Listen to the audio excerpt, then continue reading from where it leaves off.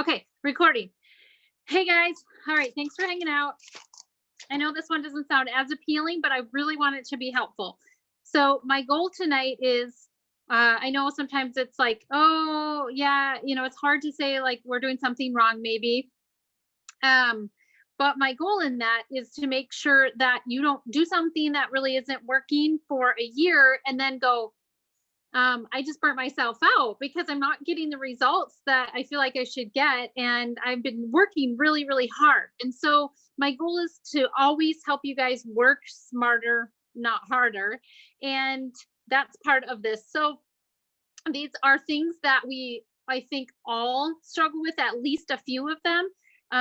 Sometimes we are always struggling through them, no matter what rank we're at. And we have to keep being reminded that it's okay to need like a refresher on this. It's okay to need some encouragement on this and say, yeah, maybe that's something that we need to work on. And sometimes we might do really good at one of these for a while, and then we might kind of uh, maybe grow in another area and kind of leave this one by the wayside. And so I think these are areas that are always good to have a refresher course on and kind of come back and visit it. So this will hopefully be helpful in the future for all of us too, to kind of revisit.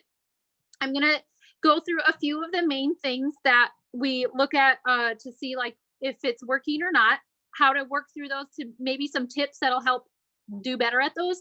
And then if during any of this it makes you think of something that you want to know, like, hey, this doesn't seem to be working, or do you think with this outcome it's working, or I should do it differently, throw it in the chat, or hold on to it until the end, because I'd love some feedback for you guys on what situations you might have going on where you need some help assessing, like, is this working or not. And if that's something you want to do privately with me, I would be honored to do that with you. So, if you want to jot some of those things down too, and then reach out to me personally, I'm totally up for that. So let's see here. Some of these we're going to look at stats on these too. So when I refer to stats on these, like numbers, percentages, I'm using the Oily Tools app. And, depending on what rank you're at, you don't necessarily have to have that. You can always check in with your upline leaders and say like, hey, what's my stat on here, or something like that. And we can help you find that number. Numbers are helpful. They're not like everything, but they can be very helpful. So the first one, we get a lot is like, nobody's coming to class. But wait, before we do that one, I want to back up and say we're not doing classes, which is kind of what might be going on right now. I know that for some people, that's a tough situation to address. And so we might just be starting out there with what's not working. It doesn't work. Our business doesn't necessarily work, and we don't do classes. So how do we get around that right now? Well, I moved to a different state so I could do classes, but I know that's not really feasible for most people. So there are some ways to do things online, like we're doing it right now. And I personally love Zoom better because I can see your faces, you can see mine, we can all interact, whereas Facebook Live, you can't really do that. So I think, and we're going to talk about that, like the connection part of it. So that's really important. And you can even have a free Zoom account. There's an option for free, at least the last time I checked. I don't know. So then there's other options like that too and stuff. So, you can even set up a ladies' night via Zoom and hang out and chat and stuff. It can be really fun. So there's a lot of ways to be creative about it. I know that some people are doing it in Facebook Messenger and other things like that too. So maybe we got to do a post on that, but there's some great ways to be creative. So let's move on to what we were talking about, no one coming to class. So say, you set something up, Zoom, in person, Messenger, whatever it is, and you've got a class set up and nobody shows up. What this will tell us is that before you set up classes, this might tell us two things, maybe more, but I'm going to talk about two main things. Number one is it might tell us that your first priority isn't necessarily classes, but maybe it's to expand your network. So this is called network marketing for a reason. That means that our number one job is to always be expanding our network. I have not stopped. I'm like this close to Crown Diamond, and I have not stopped expanding my network, and I won't. I am always continuing to expand my market. I don't use that term because I need it to expand my network. I'm doing it because I love pouring into people's lives, getting to know people, getting to hear their life story, getting to see what's going on in their life, and walking them through things and things like that. I had dinner with a friend last week. My husband and I did, and we met a new friend, and we had a great time. And a couple of days later, my friend and I were hanging out, and he had texted us and asked for prayer for a situation that came up with his dad, who he had told us about a lot. And I, haven't met him, but I felt like I really got to know him a little bit in what he was telling me and stuff. And so, it was nice that he was able to reach out to us, and we could pray together for him and things like that. And so, I guess that's considered, expanding your network. But to me, it's really just great to always be having new opportunities to meet new people and to pour into their lives and things like that. So that's really just number one priority. Sometimes what I found to really, really maximize that is just really learning to prioritize people. And as your network grows bigger, it can be tough. And so for me, sometimes that might mean setting a reminder on my phone or setting something on my calendar to pray for somebody, like, hey, this is the anniversary of their loved one's death. I'm going to set it on my calendar. I'm going to pray for them. I'm going to reach out to them and check in with them or something like that. And that's not necessarily just, people that are on our team. I mean, this can be, anybody, because especially right now, people need to know that that somebody cares about them, I think, more than ever right now. So earning their trust and just pouring into other people's lives will naturally expand your network. And that's really what we're here to do. The other part of maybe nobody coming to classes is maybe it's just not one that appealed to them. So mix it up. I've had classes where nobody shows up, and then I've had other classes where we had to put a cap on it because we couldn't fit any more people. And it was just a difference in the subject or the topic of the class. There are some classes that, sometimes if you put out a class that's like intro to essential oils, it depends on who is in your network, but sometimes people are like, I've already heard about those things, not interested. So maybe it's just mixing up what kind of content or topic of your class is. And so just because you did a class and nobody showed up doesn't mean you shouldn't do another one. It might just mean you need to mix it up and do something different. The number 2 one is people are coming to classes, but nobody's enrolling. So maybe you've got people showing up to your classes, your events, online, in person, whatever it is, and they're not enrolling. What we look at here as far as stats go is a low percentage of team growth. And this could be from not doing classes, nobody coming to classes, or people coming to classes and not enrolling. And that would mean that your growth percentage is under 2%. Under 2% basically means that the business is kind of fizzling out. And we can always pull it back when it's been under 2. So I wouldn't be like, oh my gosh, it's under 2. My team's dying. But that is a good thing to look at. And so that might mean if it's people are coming to classes and they're not enrolling, usually this means that we need to have a stronger close at the class that has a call to action.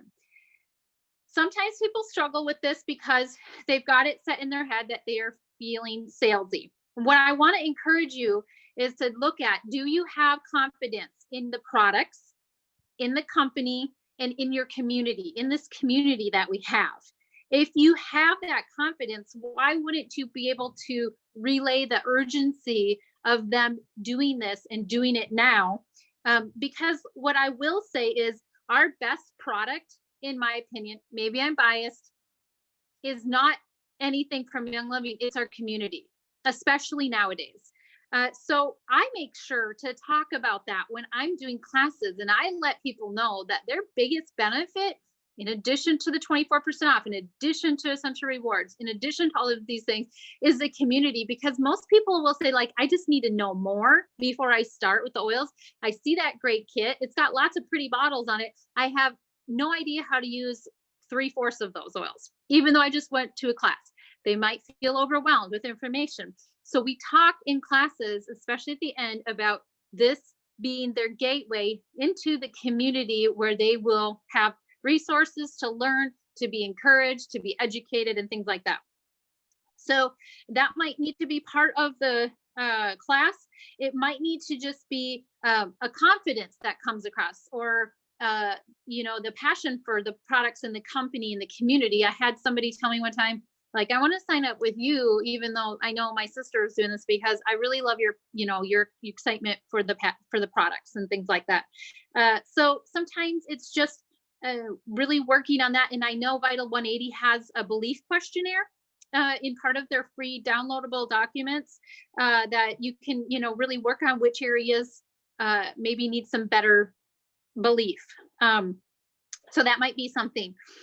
Another thing, and like sometimes we get it in our head that people need time, and that's true, but people do much better with time as they're learning. And so if we can get them into the community to start learning and having those resources, they can take the time they need, but they'll still have their kit and they'll still learn a bit here and there and things like that. So I had one class who, let me think here.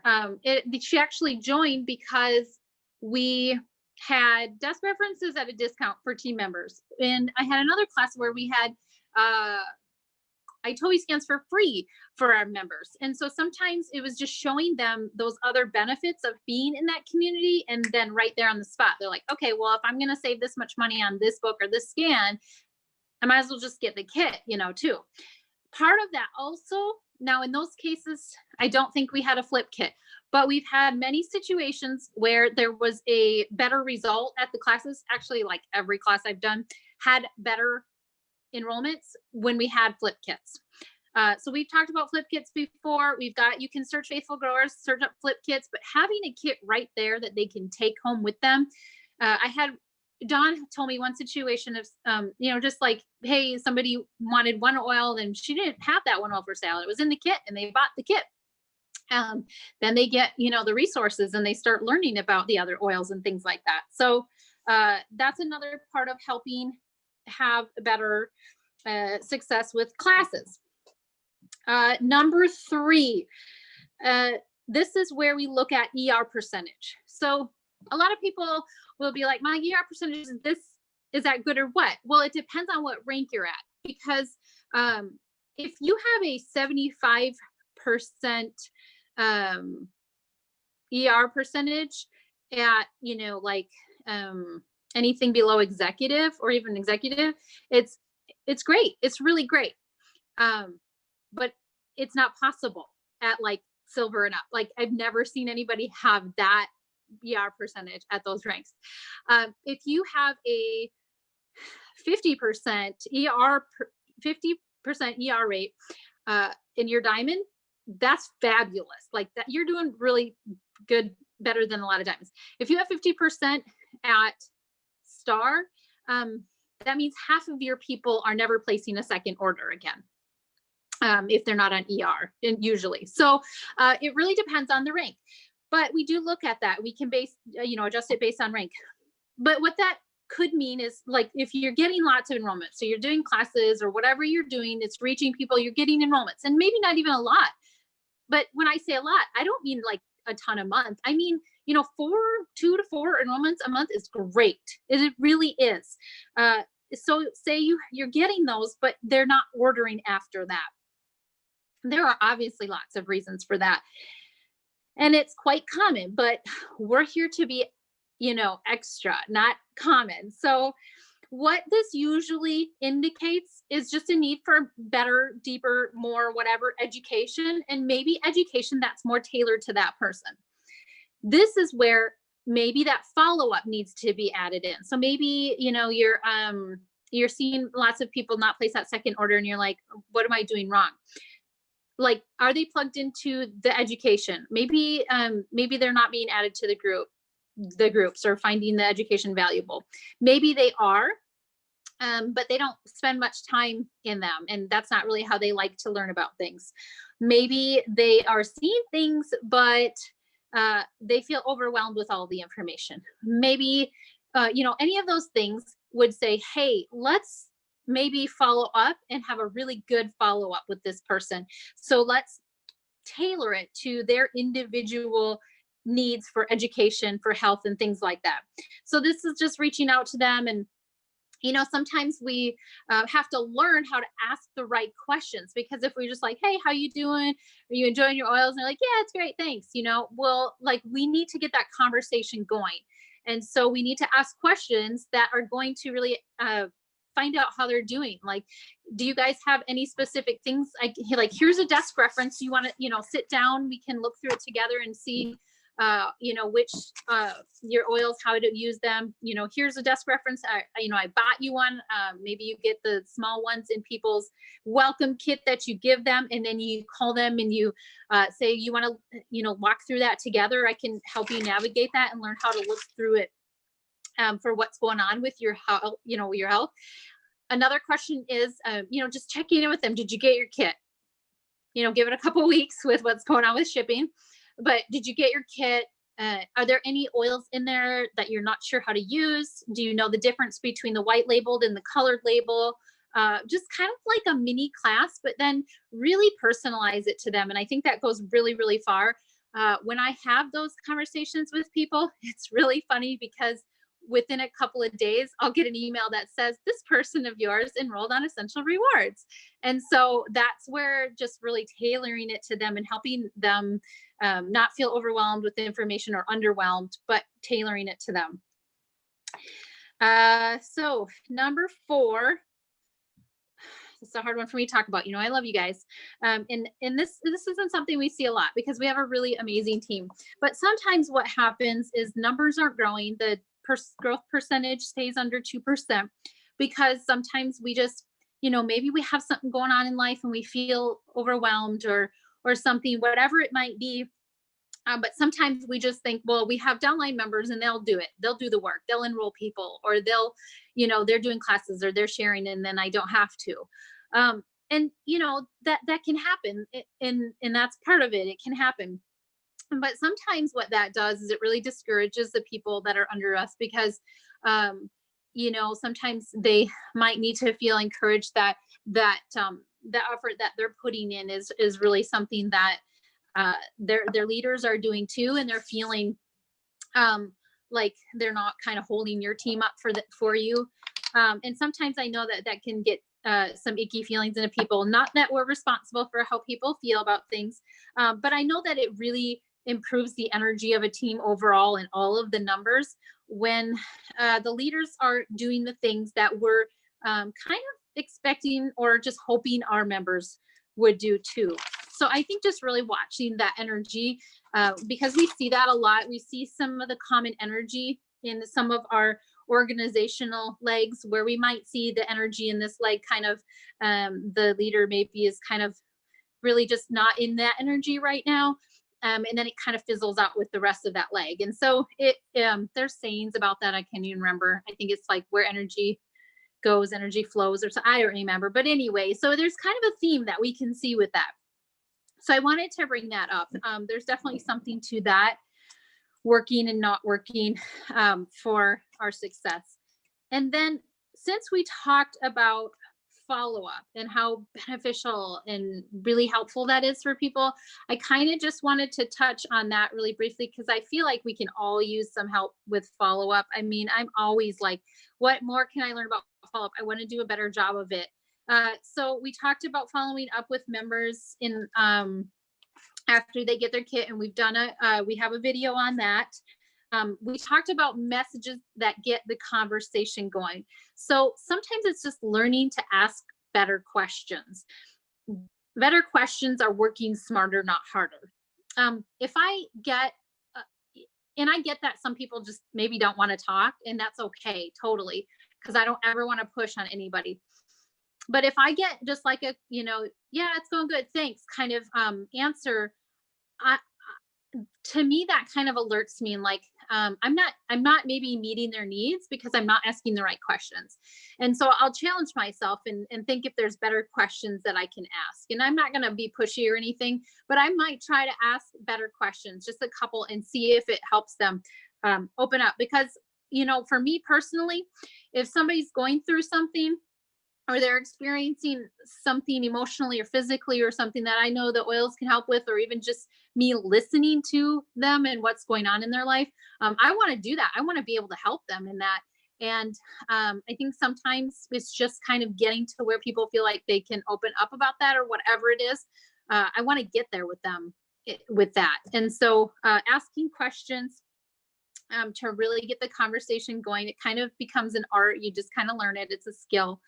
I had to learn it because I really had no idea how to do that. And maybe we can do a video on that too, and just give some really concrete questions and things like that in the future. One other thing that I wanted to cover really quickly is talking about mailings, like postcards and just mailings. I feel like those really do add value to people.